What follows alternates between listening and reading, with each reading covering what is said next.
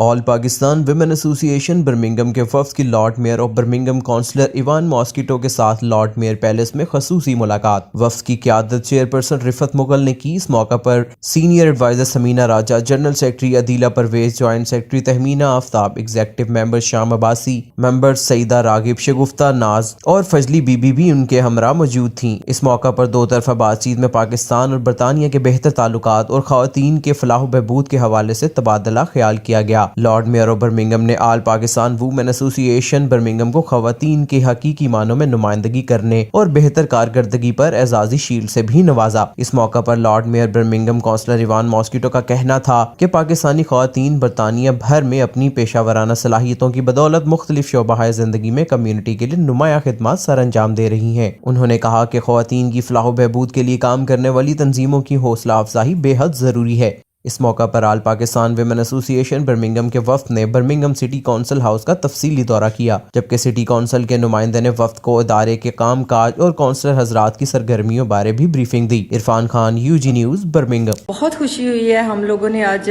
اپوا team نے meeting کی ہے اور ملے ہیں لارڈ میئر سے، اور انہوں نے ہمارے کام کی بہت تعریف کی ہے، بہت اپریشیٹ کیا ہے۔ وومن امپاورمنٹ کے حوالے سے اپوا اپنا کام جاری رکھے گی، اور وہ خواتین جن کو سائن پوسٹنگ یا کسی قسم کی اپنے زندگی میں کوئی مشکلات یا اس طرح کی پریشانیاں، اس میں اپوا ان کے ساتھ اچھے طریقے سے مل کے کام کرے گی۔ اپوا کے لیے ہمارے کافی فیوچر پلانز ہیں، جن میں کہ اویئرنیس کے پروگرام ہوں گے، ویمن امپاورمنٹ پروگرام ہوں گے، تو انشاءاللہ جیسے ہماری ٹیم کافی ہارڈ ورک کر رہی ہے، تو فیوچر میں بہت سے اچھے ایونٹ آنے والے ہیں۔